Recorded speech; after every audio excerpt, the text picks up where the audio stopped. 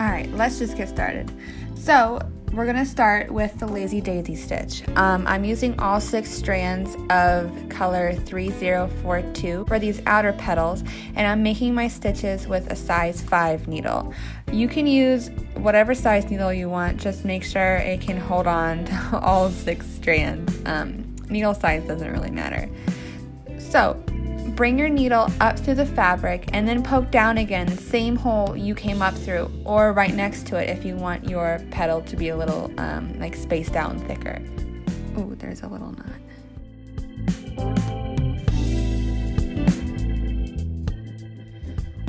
Don't pull your thread all the way through yet. Leave a little loop, because now we're going to bring our needle back up through the fabric and through the loop, pull it to tighten it a little, and then anchor the hoop in place with a stitch going back down in the fabric just on the other side of the loop. Now you're going to want to repeat this going all the way around the outside ring of your flower.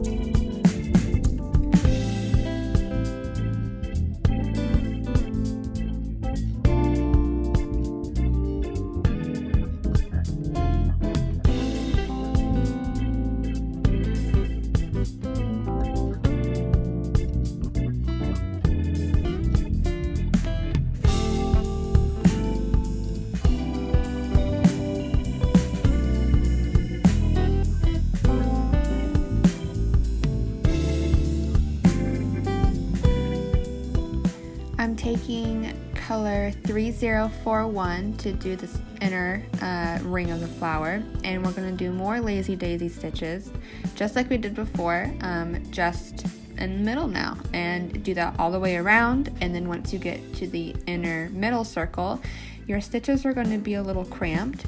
You can still do more Lazy Daisy stitches, or if you want to make something like a sunflower, you make like a yellow version and then add some dark brown French knots in the middle. That'd be cool too. Just, you know, maybe you'll just satin stitch the inner circle. It's really up to you, but for this purpose in this pattern, we're just doing more Lazy Daisy stitches in the middle. Alright, now we're going to start on these vines. I'm using 1 strand of thread. It's color 524, which is a really pretty green, and since I'm working with just a single strand, I'm using a really small needle. This one's a size 10. We're going to be making a delicate curved stem stitch, which is a really good stitch if you're making like lettering or anything that has a bend to it, because the way the thread kind of like winds around each other makes a nice effect. So the stem stitch works by poking your needle down through the fabric, but not pulling your thread through all the way. And when you bring your needle up to the fabric, you're going to bring it up right next to where your previous stitch ended without any gaps, so it joins together, and then pull your thread tight. Then start a new stitch a little bit away from the first one. Don't pull your thread through all the way. And then bring your needle up, splitting the difference between the 2 sides of the loop of thread. Pulling it tight, making another stitch. It's a little hard to explain, but you can see it in the video and get the idea.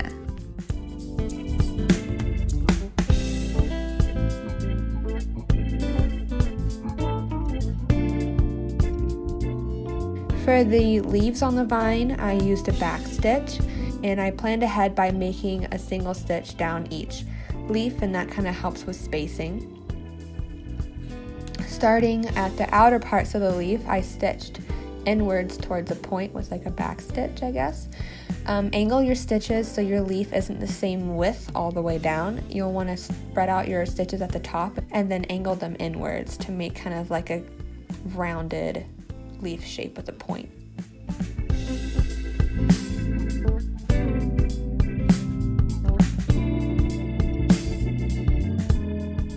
Just repeat the same back stitches to fill out the rest of the leaves on your vine, and then do the whole process over 2 more times to do the rest of the vines in this pattern.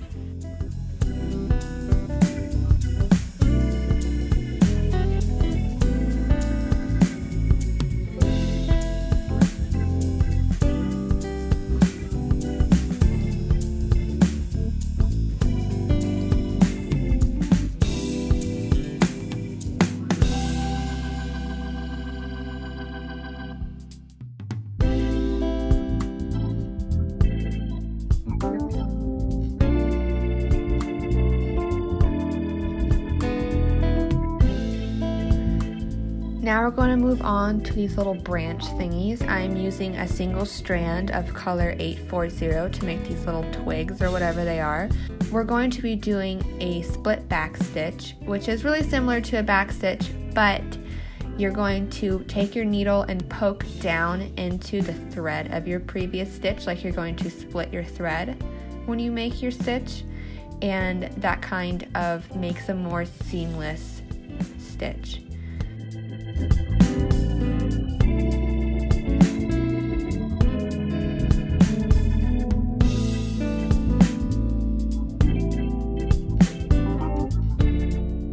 And you can use like 2 strands or 3 strands of thread for these little branches. It's all just your preference. I just like using 1 strand because I feel like it's more detailed. And then just continue making all of your little branches.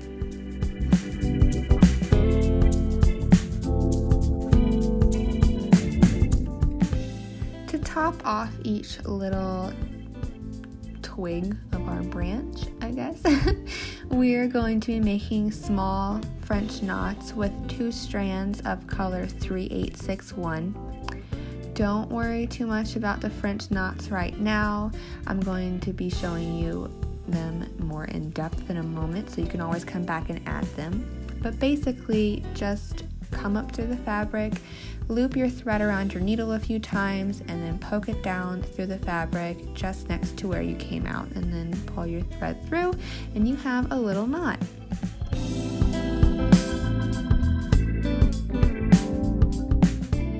Now I'm just adding in the stems of the daisies with 2 strands of color 3348, and I'm using a stem stitch again to fill those in.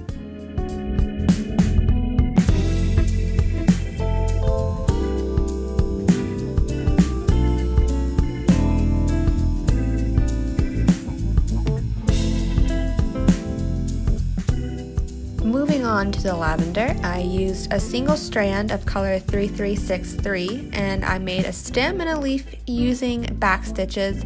Nothing special here.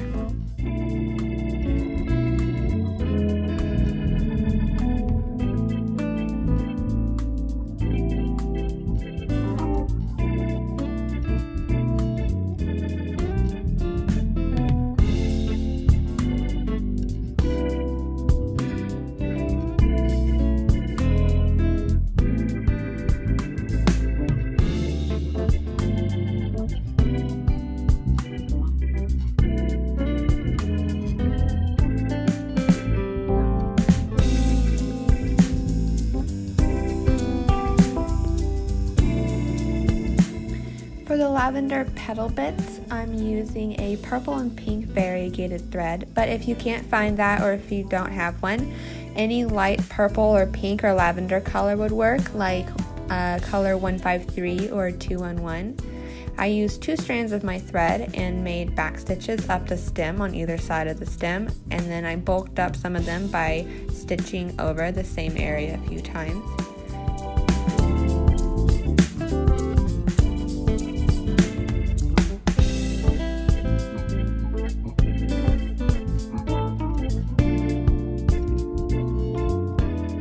Between each of those little petals I just stitched, I added in French knots, and that gives your lavender like some nice texture and difference between the whole thing, so it's not a solid blob of color. This is really good if you're using like pink and purple together, and then you kind of have color shifts too along with the texture, and it's really nice. And repeat all of those steps to make the second little sprig of lavender.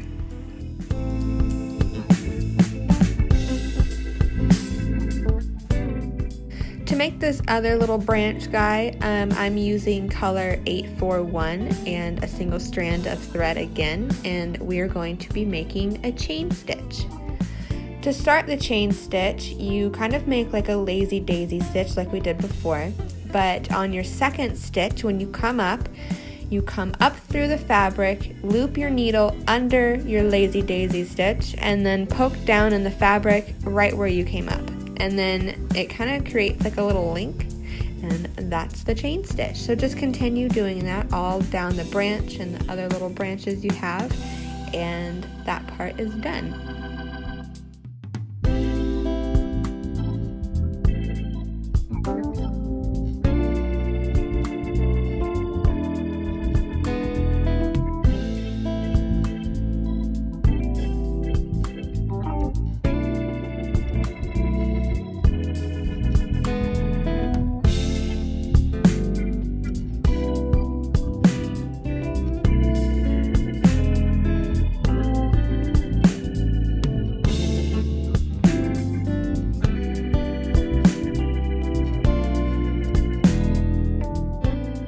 Once you're done making the branches, you are going to take 2 strands of color 543 and just add a little bit of decoration on the end of each twig.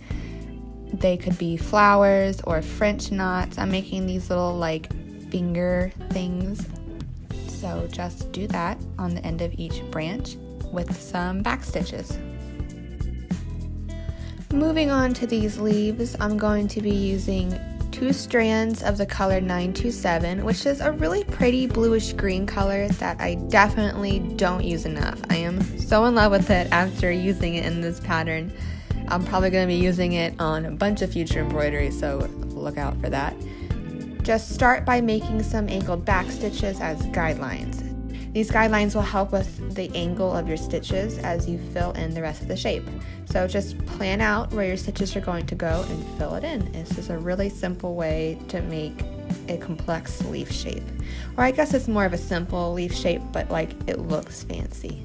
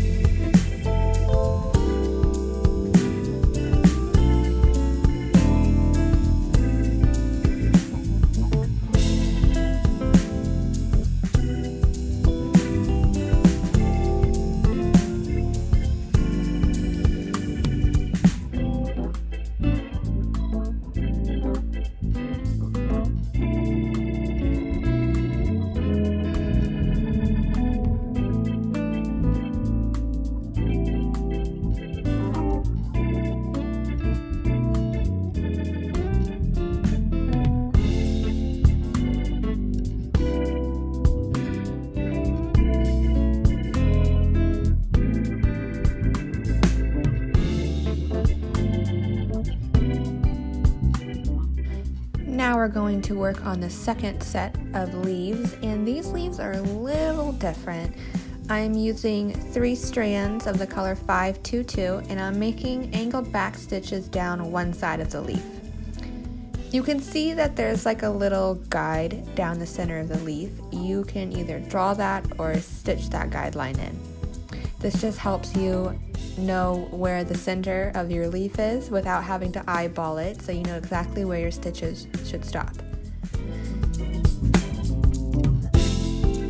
When one side of the leaf is finished, just do it again on the other side and simply mirror your stitches so they meet in the middle.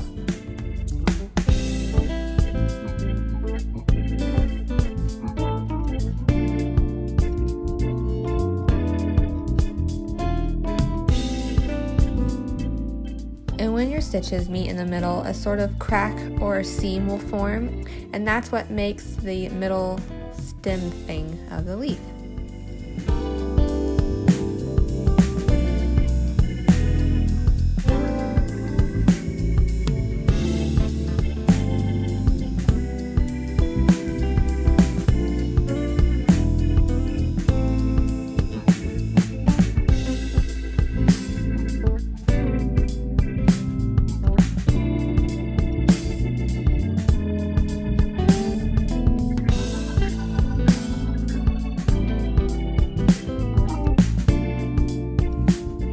To start these daisy petals, I am outlining each petal with a back stitch or a stem stitch, whatever you want to do, and I'm making all of these stitches with a single strand of thread. The purpose of outlining these petals first is that this will create a crisp border that we will use to stitch into. For the white part of these petals, I am using one strand of BLANC, but of course you can use any shade of white that you want.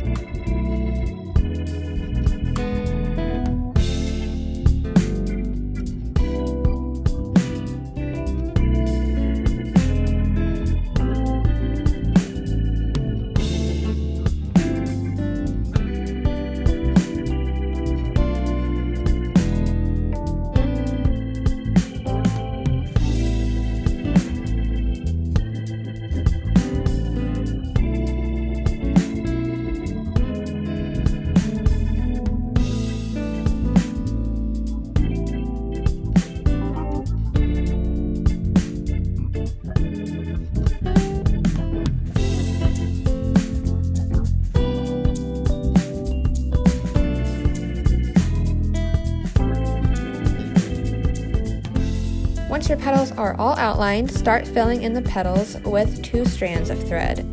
Using 2 strands will help fill in a large area faster, but if you want to use 1 strand, if you want your petal to look more delicate and have the colors blend a little better, you can of course do that as well. Also, I'm so sorry for the cut on my thumb. I know it's gross. I was trying to unscrew my hoop from the hoop stand and my finger slipped and my nail went into my thumb and my nail broke off and I cut myself. So I'm really sorry. I couldn't help it. I'm just doing my best.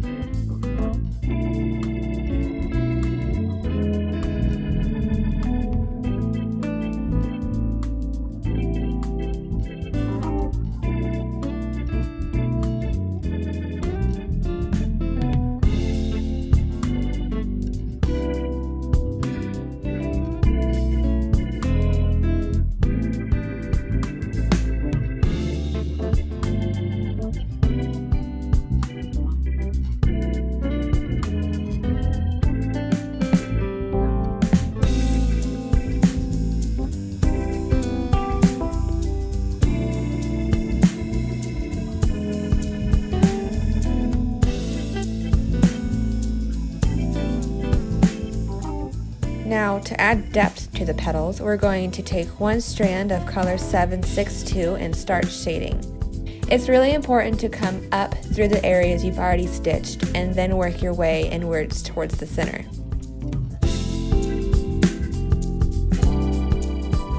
You're going to want to stagger your stitches with long and short stitches to help blend everything together.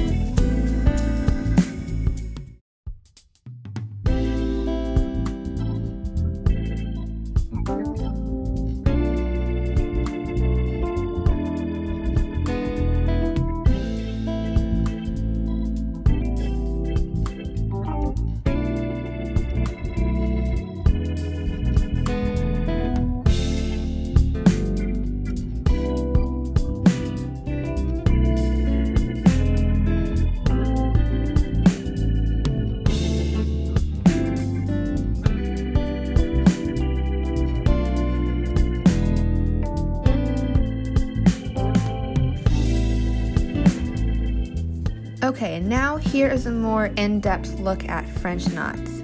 For these knots, I'm using 3 strands of the color 726.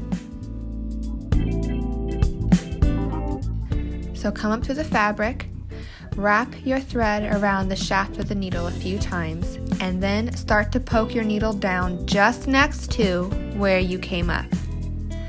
Don't pull your needle through just yet. Slide the wrapped thread down to the base of the needle where it meets the fabric, and then pull through.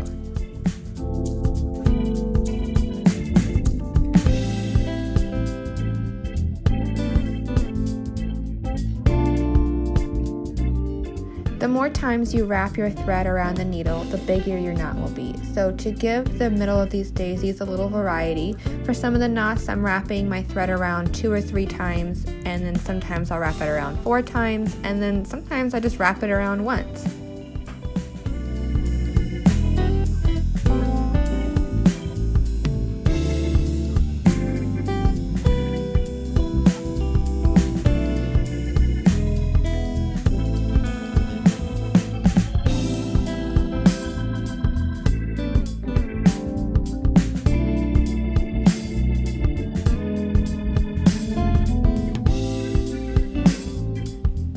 Congratulations, you finished your first daisy. Now repeat everything again and make a second one.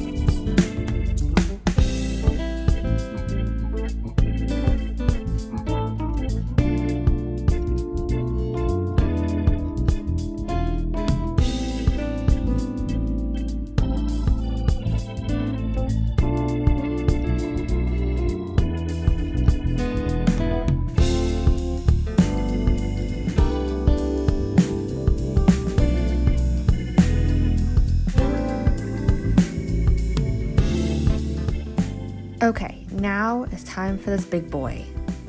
Like the daisy, we're going to be stitching the outline of the petals of the flower first with a single strand. I am using DMC's new color, number 23, but another light pink like 818 or 3713 will work too. You just want a nice light pink for the outer edges of the flowers.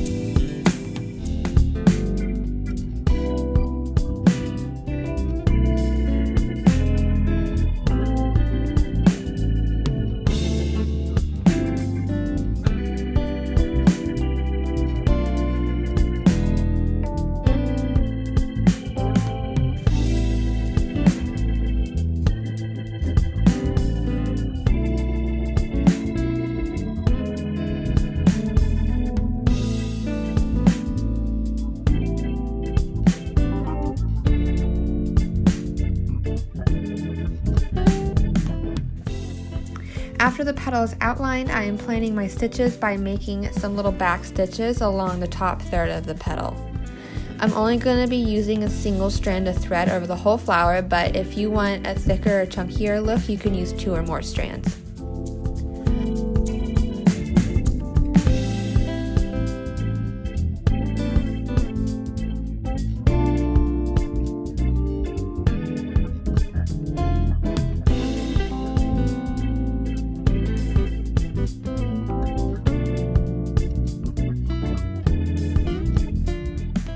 I am working from the inside to the outside, poking into the border we just stitched.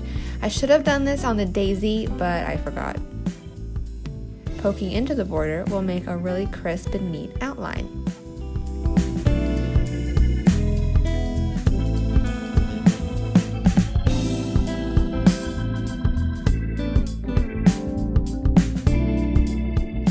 So now just fill in your petal and follow the guidelines you made and angle your stitches so they flow with the petal shape.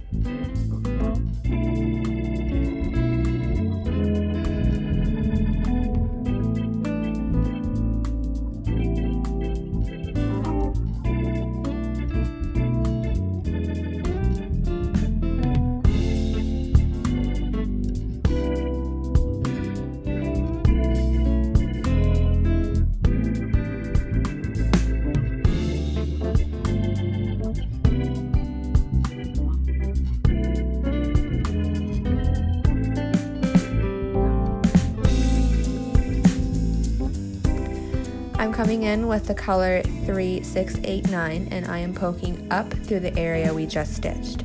And again, I am making little guidelines first so I can keep all the angles of my stitches the same. If your stitches are at all different angles, then your thread painting isn't going to blend as nicely.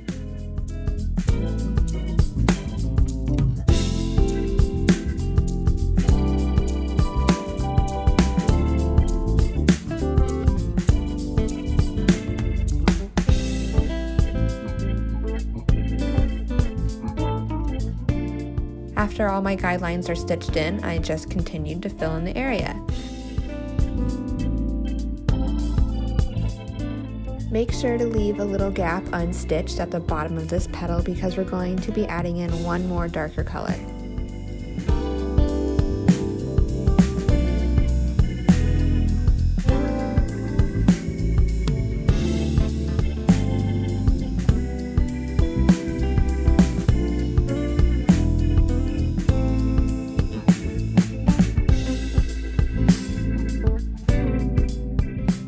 For the darkest pink of this flower, I am using the color 3688.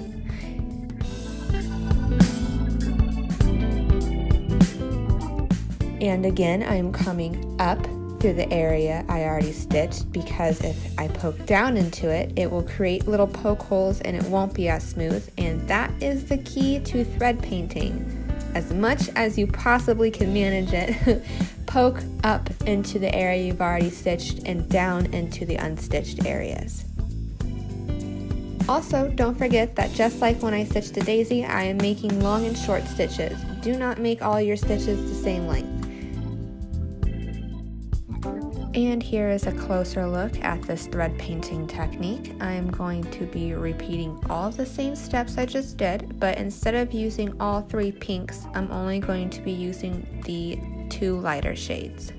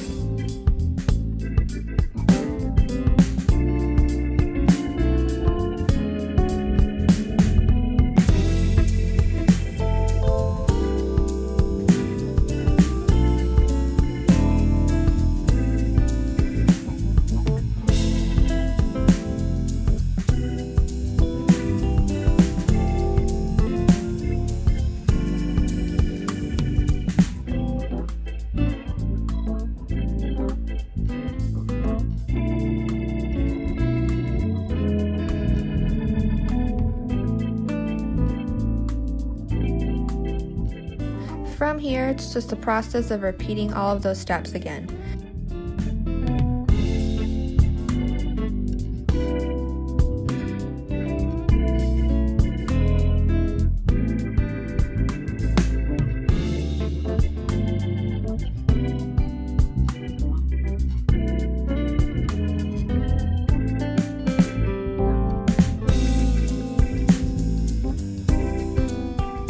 To create depth on the outer petals, I went back to using all 3 shades of pink that I used for the first petal.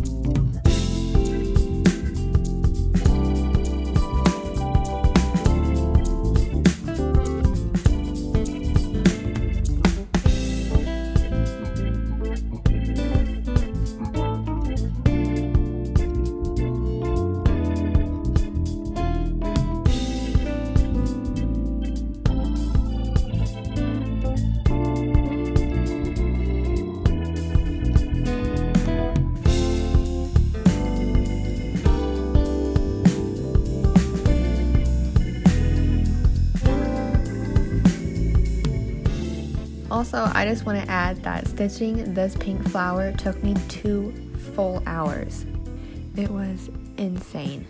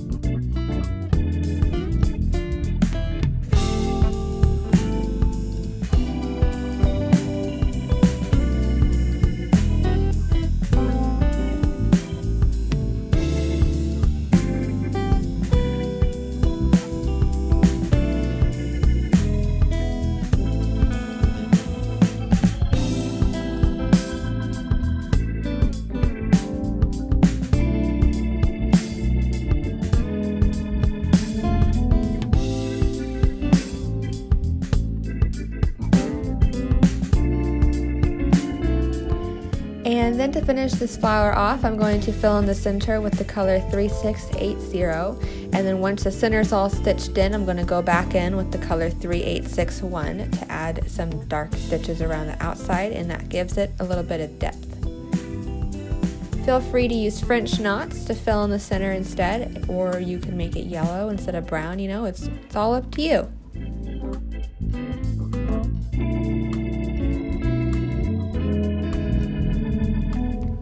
So I forgot to do this earlier, so I'm doing it now, but I am adding some long stitches down the center of each of these leaves to add in a little extra detail. I'm using the same color that I used for the daisy stems, which was color 3348. Before I start the rows, I'm just going to fill in these little leaf thingies with the color 543 and 2 strands of thread.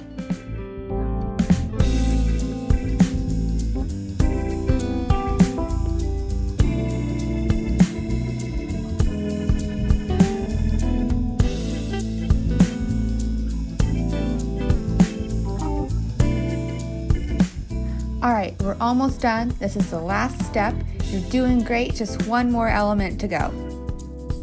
So for this rose, I'm first going to make the wheel spokes that the thread will wrap around.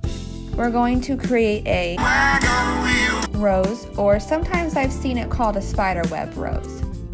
You're going to want to make these spokes pretty tight because if they're loose, then your rose will end up a little wonky. It's really important to make sure the spacing of these spokes are even. If they aren't evenly spaced, then your rose will end up lopsided. Now, since this rose is going to be two-toned, I made a guideline for where the inner color needs to stop. Also, since this rose is pretty big, I'm going to be using 12 strands of the color 814 and a pretty big needle. Now you can use 6 strands, that's totally okay, but I find that using 12 strands really beefs the rose up. As you just saw, I started this rose by poking my needle up through the fabric near one of the spokes on the inside of the circle. Skip a spoke and then weave your thread under the next one.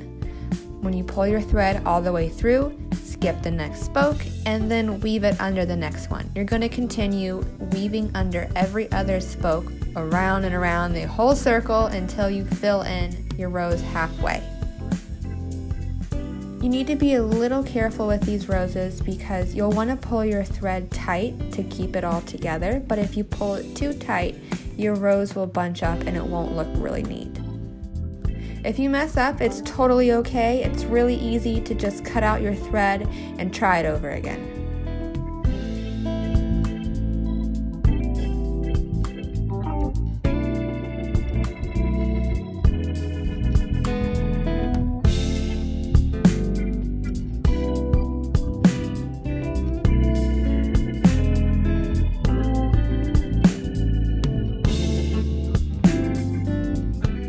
When your rose is halfway filled out, you can stop using this color, or if you want a single toned rose, just fill it in the rest of the way. But since this is a two-toned rose, I'm now going to switch to 12 strands of the color 902. When you're switching colors, all you need to do is first tie off the thread you were just using. And then when you start your new color of thread, come up right next to where you left off and keep going over and under every other spoke.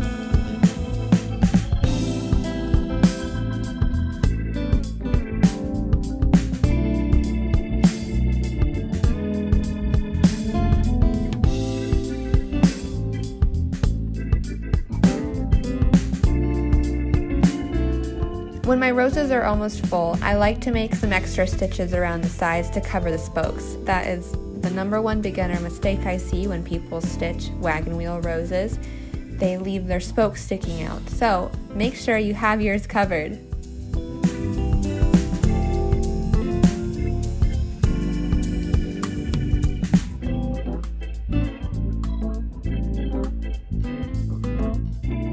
When your rose is all filled in, you can then take your needle and kind of fluff your rose up a little bit to make it look nice and full. That's it, you're done. Your embroidery is now finished. Let me know if you decide to start your own stitching sabbatical and try this pattern. If you post on Instagram, I would love to see it, so tag me or use the hashtag @StitchingSabbatical and I will share your piece in my stories. Also, if you have any questions about this pattern, please let me know and I will help you as best as I can. If you would like to download this pattern yourself, head on over to my website, StitchingSabbatical.com, and you can find the free download on my patterns page. Okay, I'm done talking now. Goodbye. Happy stitching!